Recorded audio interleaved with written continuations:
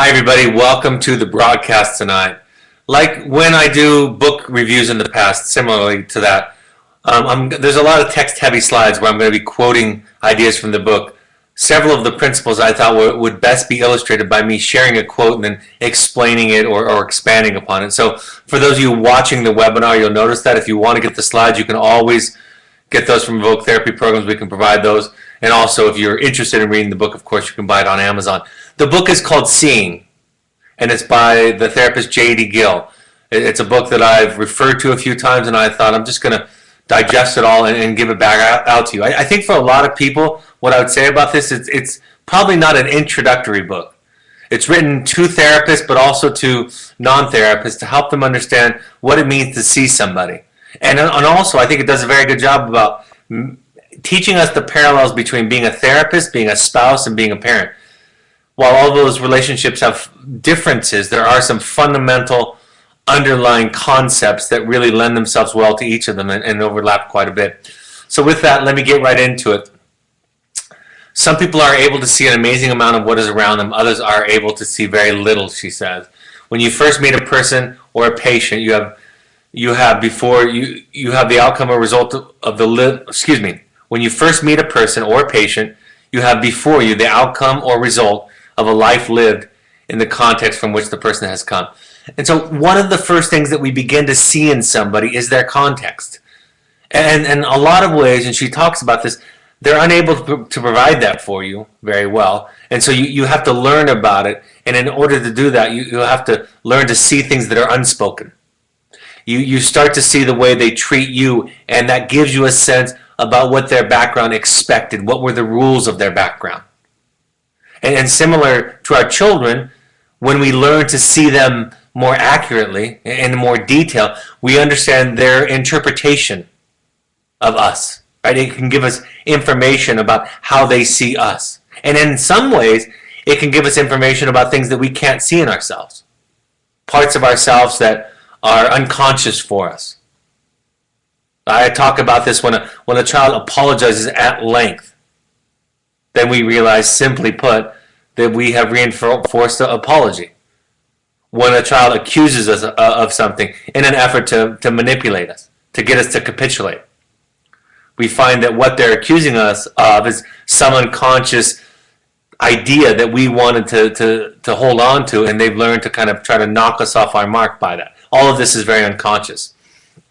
I've shared this concept lately, and I think in many ways this came out of a training session I was having with our therapists, where a returning student, young adult, was in a group and struggling significantly. And it was having a big impact on the students, the staff, and the grandparents at home, and even the home therapist. And all of that struggle was weighing heavily on the Evoke therapist. So as she was sharing her struggles and concerns with this young man and what he was doing, he'd done very well the first go around in our program and had been on to a school and really struggled, really relapsed, and so they sent him back thinking they could recapture that. So you can imagine and see all this pressure that was on her. And my idea was this: it's your job to find the story, to find the child's story and help them to tell it, or even in this case, maybe to tell it for them. And the story will be told in such a way that everything, including their terrible, poor choices, their maladaptive coping strategies, and their pathology, makes sense. So in other words, the story is told in such a way that all of those things make perfect sense. I talk about this quite a bit, where parents talk about their inability to see or understand why their child is doing what they're doing. I don't get them. It doesn't make any sense. And while I'll invite them and we'll have a discussion around trying to see that, eventually the answer that I'll give is, that's your job. Your job is to see it from their eyes, to see what it's like, and to tell it, to see it in such a way that everything, even the things that seem irrational and insane, make sense to you. To understand the irrational, if you will. To understand that in some context, even the craziest of behaviors make perfect sense. And then lastly, we understand the story in such a way that it asks certain things of others, including parents and the environment, in order to support the child. So the story asks from us something. It asks for a certain way to respond. It might ask for certain boundaries. It might ask for an increased empathic response. Right? And so we get to learn what this is needing, what going forward would be best to help the child, support the child in healing and growing. You know, I thought about this years ago in the wilderness, where we talk so much at trusting the child. How much can we trust the child? And I think for me as a therapist, I realized several years ago that I didn't concentrate enough on whether or not I was trusted by the child, whether or not they could trust me in the process. And as I was writing this webinar this week, I was thinking about that for parents. How much do we focus on how much we're trustworthy? How much our reaction, our anger, our fear and anxiety, our need to be good, whatever it is, how much of that communicates and speaks to the child in such a way that they realize, you're not a safe person for me. If those things that I just described need to be attended to and taken care of, then I can't show up and be me. That's why, as I've been saying a lot, go out and get other sources of support. Support groups, 12-step groups, therapists. Those are the people in your life that can take care of you, that can hold you, support you, feed you, so that when you come back into the home, into the relationship with your child, you have more to give in that relationship, more capacity. People who enter psychotherapy, JD says, are always under stress. Not only are they meeting an unknown person, the therapist, but they are also wondering whether or not they'll be able to trust that person. And again, they bring with them a context where the authority figures, the adults, the others in their lives were trustworthy to a certain level or not. And there's this assumption that if there was a consistent pattern in their life, that that's going to hold true in this new environment. And hopefully the therapist is differentiated enough to be able to show up in a different way, the way that we're describing. I had a friend of mine who we talk about therapy often, and I'd asked him, I said, you still going to your same therapist? And he said, well, I haven't been going for a while. And I said, is it the money at the time? And he said, no, I was lying to my therapist, and I thought it was a waste of time if I'm lying to my therapist. And I laughed, and I said, everybody lies to their therapist. I mean, the project is to learn to take the risk to show up authentically. But that's very difficult to do. That's not automatic. We all have defenses, and so in some ways, we're all lying to our therapist, lying to ourselves. And we take that risk, and hopefully the therapist is adequate enough that they can respond without judgment. And judgment from a therapist or a parent isn't necessarily scolding or disgust, although it can be. But it is not to give advice, not to be frightened by it. Right? You know when your children are very little and they fall down and they look at you, and if you have a panic look on your face, it often triggers them crying. It's the same kind of thing when the child, when the client, when the other looks at us, when they're telling us their story. They're watching to see if we can contain it, to see if we can hold it without panicking, running away, getting angry at it, believing because of our anxiety that we have to fix it. JD says it this way: lovers can spend all day getting ready for a date. Really? They do this so they will appear natural to another? ? Hardly. It's entirely possible both people are trying to appear as the best for each other. That leaves most of who the persons actually are out of sight. And this is natural, right? This is what we do in our culture, and I'm sure in many other cultures, is we paint our face, we cut our hair, we shave ourselves, we buy our best clothes. Because we want to be accepted by the other. And it becomes, as JD is talking about, a metaphor for the way that we do the rest of our lives. And she talks about that stage-like process of the relationship and how it starts off like this and eventually comes into a much more transparent and enlightened place. But that goes through a lot of painful steps along the journey. So what we see when somebody shows up, learning to see somebody's context, even our own children. And again, I'm going to say this later, but I'll make this point now because it might not make sense to parents thinking, well, I know their context. I am their context. It's our home. And JD goes on to say this, and I've said this before, that no two children have the same parent. No two children have the same environment. And it's impossible for us to be completely aware of everything anyway.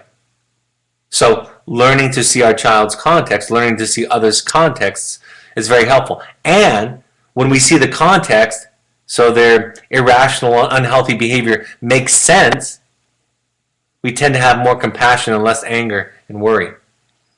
So what we see the given, right? Children come with predisposed temperaments, right? Character traits, predispositions. That's the given. Then there's the made, the context. And that has an incredible amount of influence and shaping on the child. And most of it because we're not all conscious, we don't know. And so the child can tell us something. That's why we talk about the identified patient so often. And that this child who is initially the scapegoat becomes the hero, right? They become the one that brings this family into a new awakening, a new sensibility, a new way of looking at things. We see the wounds. We see the strengths also, the resources. But in this context, it's important to see the wounds because those are the things that develop into symptoms, right? The way that one protects oneself against threats or wounds. And as those ways develop into patterns and themes, they become diagnoses, right? That's all it is. And diagnoses is a shorthand that we use because there's so much information that we have this category that we can put you into that is a shorthand. But we need to hold on to those ideas, those categories, lightly. Jamie says the good therapists are identified by what they are willing to not know as much as they are identified by what they know. In other words, having an open mind. And most importantly, knowing that you don't know somebody else's truth. You don't know for them what is right. You try to find it in them. You're constantly discovering, and when you see something, you hold it as a hypothesis, and you wait to see if it's confirmed over and over again. Each story, each session. Jamie talks about this later in the book, that people come to her for years. I've been going to her for years. People come to her for years, and they say, am I boring you with the same old story? And her response in the book, she illustrates, is that no, it's a new story. I still hear new subtleties each time.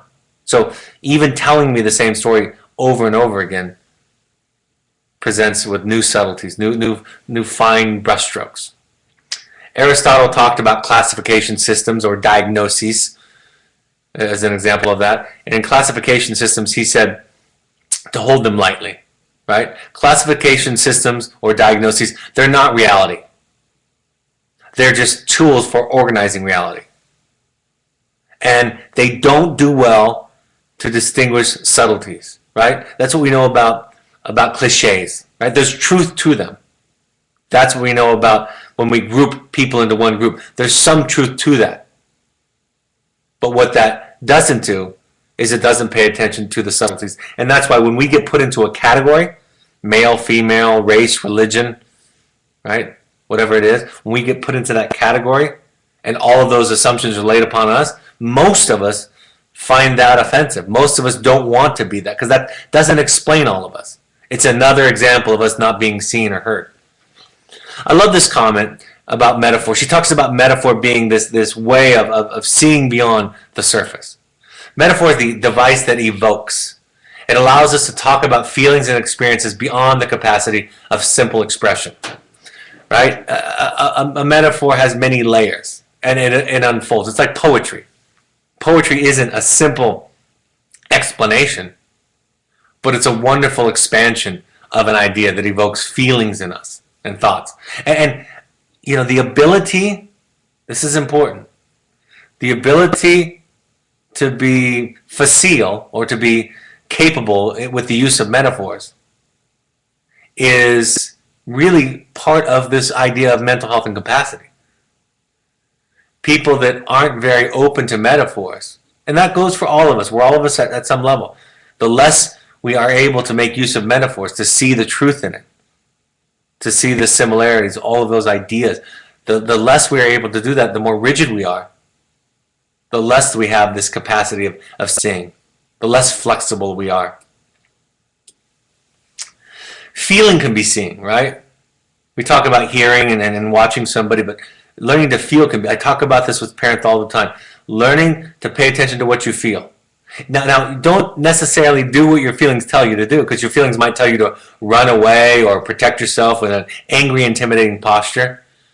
In fact, JD's brother said to her one time, he's a psychotherapist also, and said, trust your feelings and do the opposite, right? Pay attention to them. They're telling you something, but they might not be telling you the truth, and so it takes practice to learn how to respond to them.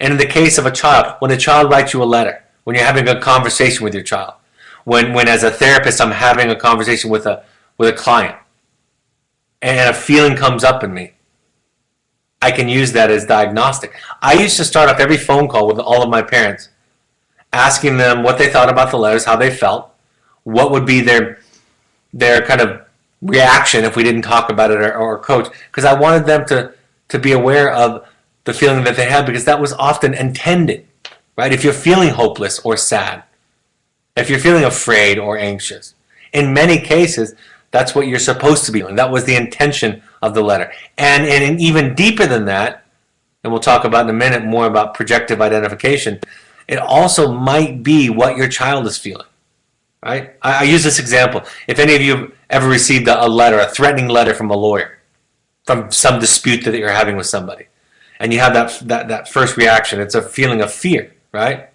Vulnerability. And you can be sure that that's exactly the way the other person was feeling. The lawyer letter, if you will, is this kind of puffed up expression of strength, because the other person is feeling powerless and threatened in the process. And then then you get your lawyer to write a letter back and so forth. We had an expression, JD says, at the hospital where I practice. If, say, someone had made us worry, feel bad, feel inadequate, or feel miserable, we said that the other had put the stink on us. The stink was a feeling we did not have before our interaction with this other person.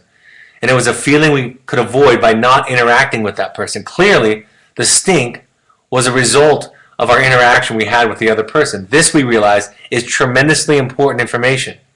It is likely what happened is that the other person put his or her feeling into us. Now we had that feeling too. In projective identification, the one projects or puts one's feelings into another, not onto the other.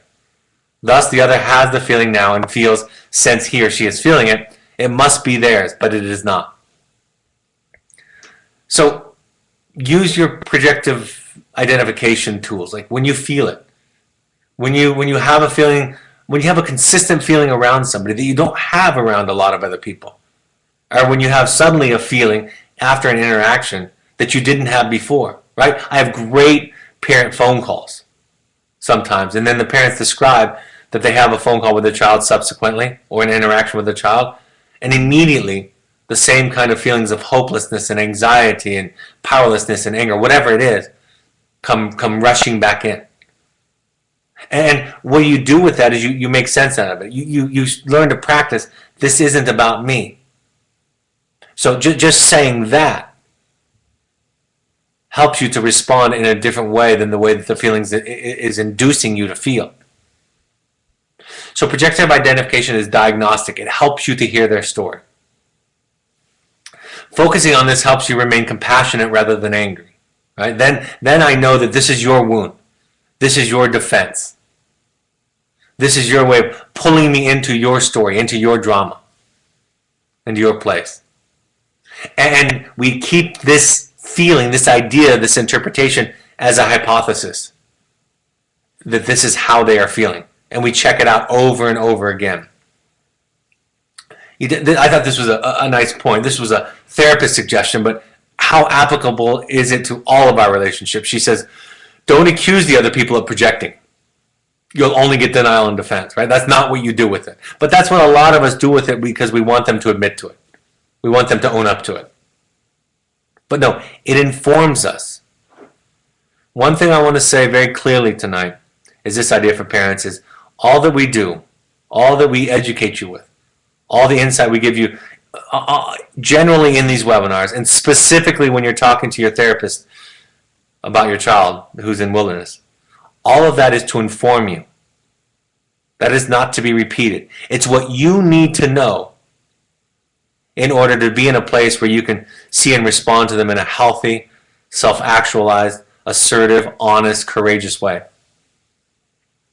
You know, oftentimes you'll find certain people that when you're around them, you feel something common, like I said. Maybe it's stupid, maybe it's scared, maybe you feel important, bored. And you don't feel that way, and so that begins to tell you something, again, that's happening in the relationship. Discovering contexts. We discover the rules, the spoken and the unspoken rules. It's so wonderful to do this in wilderness because the child shows up. It's an immersive program, right? There's nowhere to go. It's not like we're doing sessions and they can kind of hold their breath. We become their family. It becomes a microcosm of their life.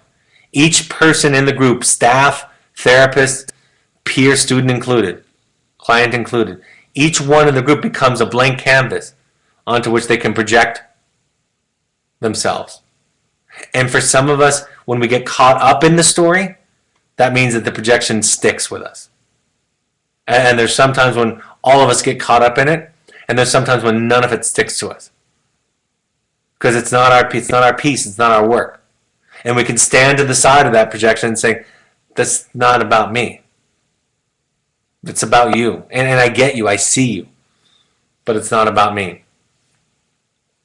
You get a sense if the child grows up in a home where the parents are always right, where the parents need to be good, right?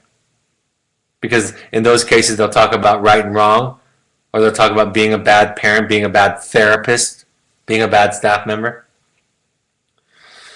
You learn if certain things were off limits because they try to not feel, not talk about. They don't allow other people to feel sadness or anger. When it comes up, they try to justify it, talk them out of it, rescue them. So you start to learn what kind of feelings were allowed to exist or not. And we see the limitations of the development of self, right? We see that when they come into the program trying to be right, good, check off boxes, please you, be smart, be insightful, be whatever it is, we see that was the thing that was valued over just self. And self means the child. Self means what they think and feel, what they need, what they like. Do they like broccoli or not? And is that okay? How much of that was seen? And it comes from, and I'll talk about this at the end tonight, it comes from the parents' context and the parents' limitations, which comes from their parents' limitations. And we do find in this process that every generation is a little bit better at some of this stuff. Not always true, but that often can be true, especially for those of you who show up to things like this webinar, to show up to meetings or therapy, to show up and time again do battle with your own demons, your own dragons. Look into yourself. We see the trauma, and trauma has a dramatic effect. It short-circuits the brain, preventing it from having creative thoughts, having flexibility. Prevents the brain from really feeling safe. Everything becomes a potential threat. And so the person goes about protecting themselves in whatever style, whatever diagnosis suits them, but they go about it in that way. In context, J.D. Gill says, right behaviors is the goal. In context where right behavior is the goal, it is not important for one to get it real and be who one really is, but experience himself or herself to be. As that may not be right. Having grown up in such a context, it will be difficult for one to relate to significantly different people or to develop any sort of profound intimacy. Intimacy, of which, again, psychotherapy is a special form, requires an open communication between two real persons. If the best I can do is to have an interaction with another person who gets it right, I can't move close enough for intimacy to occur. I kind of messed up that first paragraph, I'm sorry. But if right behavior is the goal, if that's what's important, being good and right, then being real is difficult. Being real is a threat to that. Being real needs to be covered up. And then it becomes twisted and distorted, right? It's what Mr. Hyde was an example, was a metaphor for in the Dr. Jekyll and Mr. Hyde. That which is repressed and stored in a closet or underneath the bed goes from being a shadow character to a monster. It is commonly said that psychoanalysts pride themselves on not knowing anything. This allows them to be constantly open to new understandings and the search for those understandings from multiple sources. So to never be too sure, to hold on lightly, to always be learning, to always be willing to be wrong, to never assuming, to never imposing my way on you. I might share my ideas about what works for me or what I've seen work, but I don't know if it's going to work for you. And if I get specific in giving you advice, I'm really doing that. I'm acting as if I know. And that's what she's talking about. So we have to develop capacity. I talked about that at the outset. We have to go and find a way through education, through learning, to finding a safe place to be ourselves and to vent, to grieve, to be sad, to be angry, whatever it is. We have to go and make sure that that part of us is taken care of in order to enlarge our capacity.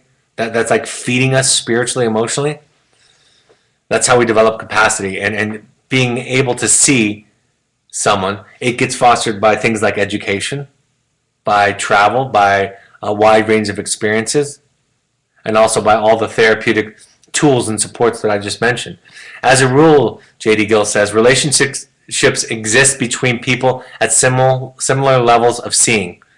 It is unusual for significant mismatch to occur within couples, families, and networks of friends. This is very similar to an idea that I've shared from Murray Bowen, the family therapy theorist and one of the originators of family systems theory.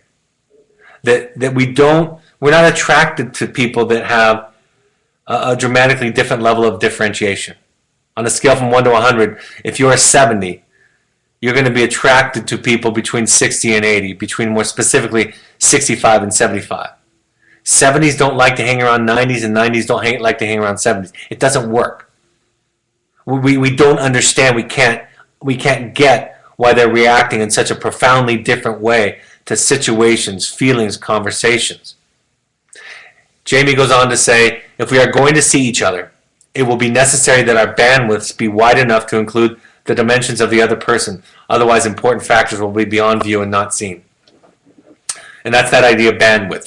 She talks about this in her book, The Misery of the Good Child. That parents have different bandwidths. And the smaller, the more narrow the bandwidth is, the more we ask the child to get in line so that we can feel okay. Jamie Gill says it's important to recognize the defense is doing important psychological work, or the energy required to maintain it would not make sense. Ripping away defenses does not improve the situation. Taking them away before the person is able to tolerate what the defense is masked leaves the person worse off than before. At least before, with the defense, he or she could function. Now he or she is incapable. Both cruel people and inadequate therapists are famous for a desire to destroy defenses without considering the consequences. I've done that as a parent multiple times, numerous amounts of times, right? You've done that. We do that. We see something in our child, a behavior, a pathology, an unhealthy coping mechanism, a lie, whatever it is, and we go right at the heart of what it is. We tell them. We pierce through the defense into the vulnerable spot and describe it to them. And that's not ideally what we do. It's okay to have boundaries. This webinar is not about not having boundaries. In fact, this webinar, like all the others like it, is about having more boundaries, healthier boundaries. But when we just use the information that we have, when we use what I call our X-ray vision and just go right past the defense that is set up by the child, by the other person, to protect them from a perceived threat, there's no kindness there. There's no invitation there. There's no safety there. So it's important that's why when I say that it's important to honor the defense, to pay attention to what the behavior is telling you before you go about trying to change it. That's what I mean by that. It's okay to have behavioral consequences, but not at the exclusion of paying attention to what that might be telling you. And sometimes, and that's why communication theory and tools are a part of every therapeutic program that I've ever heard of. Sometimes learning to listen better is a way of unraveling the behavior. And it's much more effective and lasting than is behavioral consequences. The downside of it is it takes longer. Behavioral consequences, they extinguish behavior quicker, but they don't get at the root. Learning to resonate, see, and hold somebody in the ways that I'm describing, that J.D. Gill is describing, takes a lot longer, but has an enduring capacity to it. J.D. Gill says, if the patient is capable of empathy, if the parent is capable of empathy, the focus will be on the child's thoughts and feelings. If empathy is not present, the only focus can be on the child's behavior. The result may be a well-behaved child who is nonetheless not hurt and not emotionally included. Now, I know for most of you, you were so far away from a well-behaved child that you're thinking, I'm not looking for well-behaved, I'm looking for uncrazy. But sometimes that craziness, that acting out, is the result of this kind of misconnection, right? It's a way for the child of saying, I'm going to be heard one way or the other. I'm going to get my needs taken into account one way or the other, even if I have to act out to do it. And that's why ending up in our program in this unconscious way, or a hospital, or a residential treatment center, or a therapist's office, or in an intimate conversation with your parents, is often the result of those kinds of behaviors. And in a lot of ways, and family therapists have talked about this for 50 years now, that at some point in these kinds of interventions, it would be nice for the parents to say thank you. Thank you for what you did to get us into these kinds of conversations. And you don't have to do that anymore. I'll have these kinds of conversations even if you're healthy. I won't need a crisis anymore. So you're fired from being the identified patient. And I'm willing to take on my own heroic journey, my own individuation, and do my work regardless of whether you're doing well or not. J.D. Gill says empathic seeing is more common in people who have had a secure attachment history than those who have not. This is obvious, as empathic seeing is a crucial element in feeling one belongs. So the idea here is, that's why I talk about this all the time. That's why we do the workshops that we do, and that's what my book talks about. If you struggle to empathize, if you struggle to say, I see you, I get it, it makes sense. If I was you, I'd be thinking and feeling the exact same way. That either comes from, that capacity comes from having a childhood where you were seen, where your self was valued, where you didn't have to be right, you could just be you. You didn't have to prove that you were right, that your feelings were justified, they just got to be. It either comes from that place, or it comes from work. What we would call an earned attachment, where you do the work you need to do to heal those wounds, to look at those things, so that you can provide that kind of context to your children and to others. To state the obvious, rebels are angry. In order to see and understand them, this anger must be understood. This is a chapter on teenage rebellion. This is very similar to the opening statement in my book, the chapter in my book on behaviorism. Pay attention to the anger. Martin Luther King said that rioting is the voice of the unheard. Right? It's the last resort.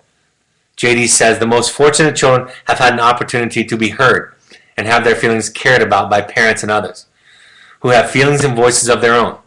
In a sense, rebellion is simply an end-of-the-line strategy to be heard and seen when all else has failed. It's very similar to Martin Luther King's comment. And right, this is what the great thinkers are teaching.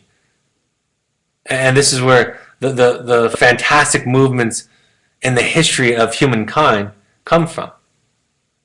Empathy, connection, compassion, understanding. togetherness.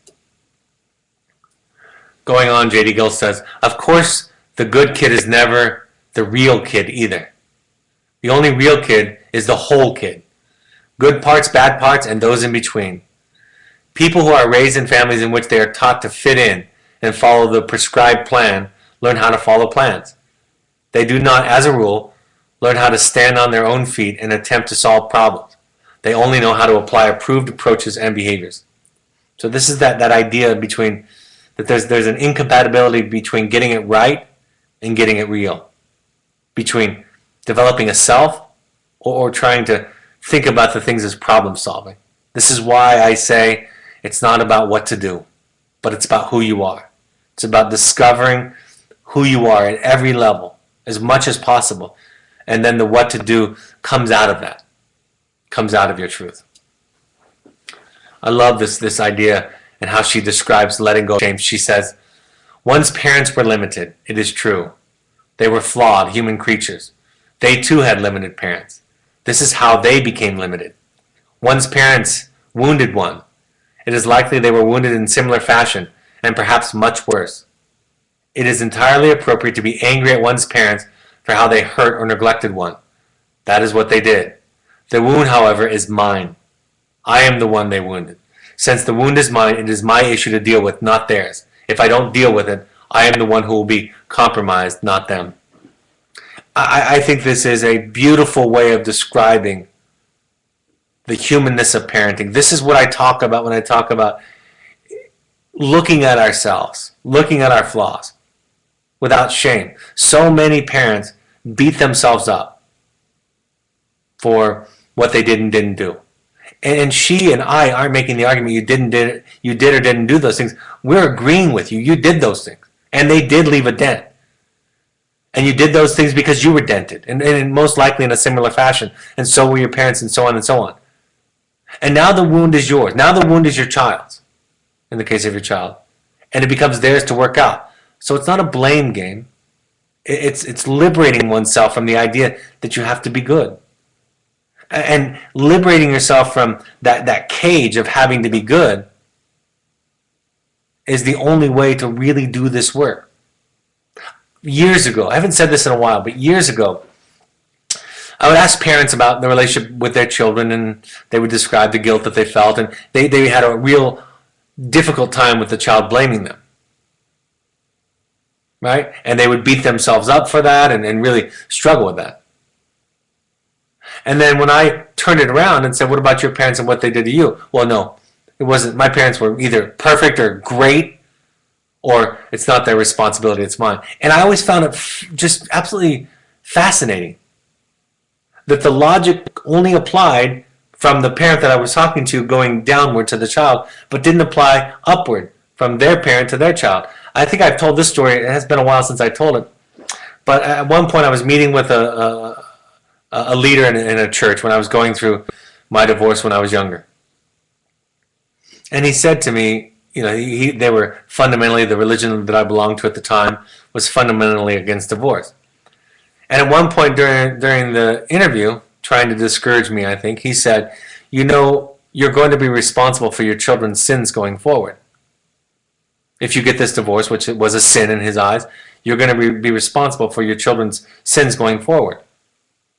I thought for a few seconds, not really liking that idea, not really resonating with it, and I said, well, my dad was kind of a jerk and never around, so I guess I'm off the hook. All of my sins are his.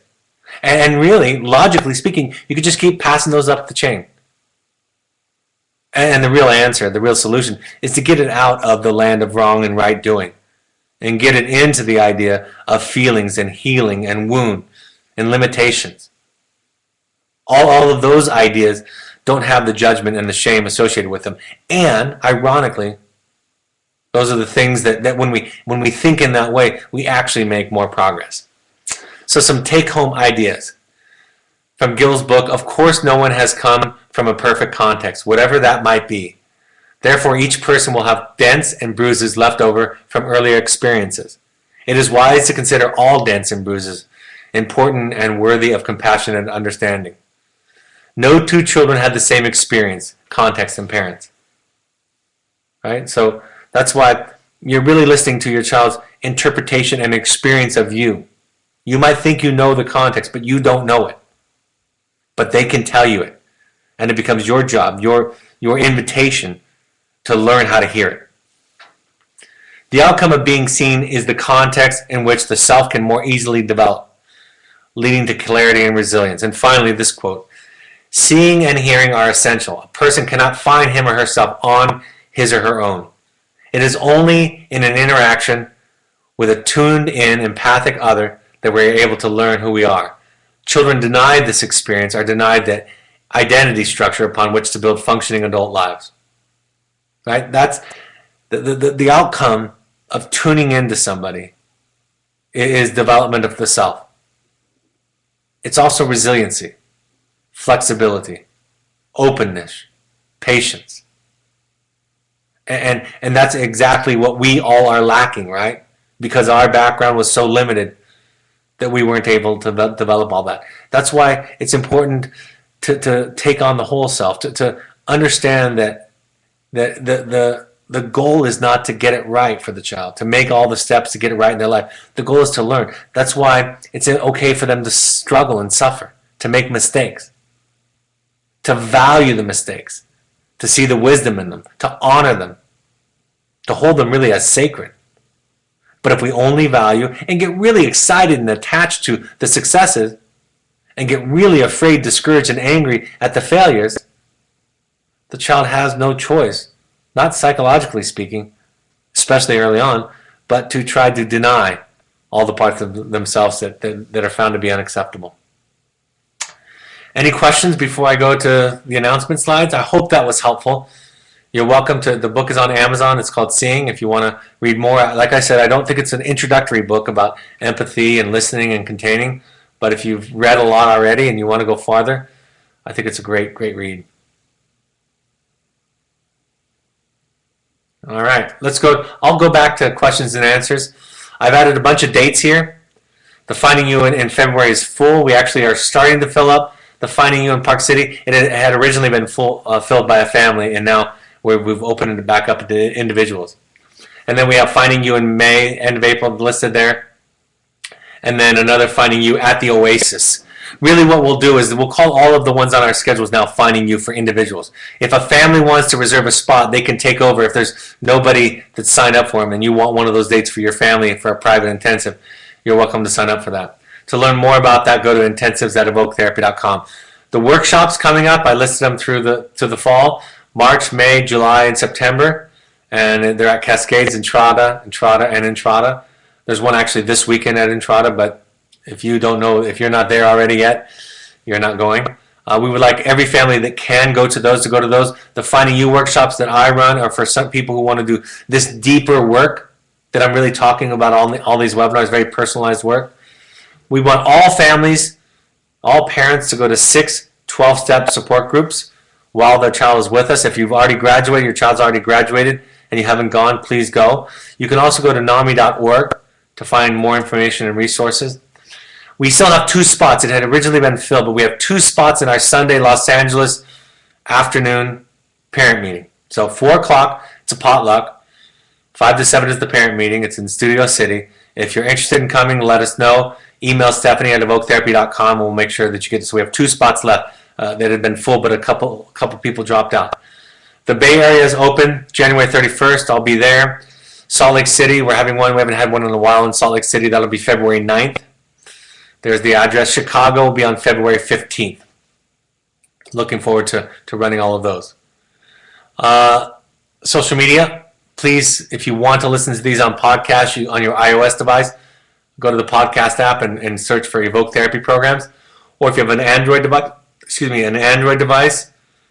search on the SoundCloud app, Evoke Therapy programs. You can listen there. Follow us on Twitter and Instagram and Facebook. Go to the Second Nature Alumni Foundation on Facebook if you want to be involved in that. Pursuits are high adventure trips for families and for young adults.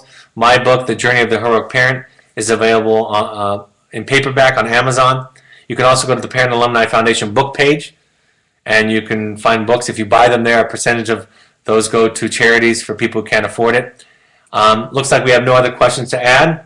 So So I don't know if I was too obscure or maybe I did a good job. In any rate, I hope these are a helpful point of contact.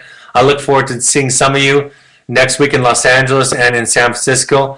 Have a great evening. We'll announce the webinar upcoming. It'll be Thursday, February 2nd, 2017. We'll announce the topic in a few days prior. Have a great weekend, and I'll see you next week. Take care. Bye-bye.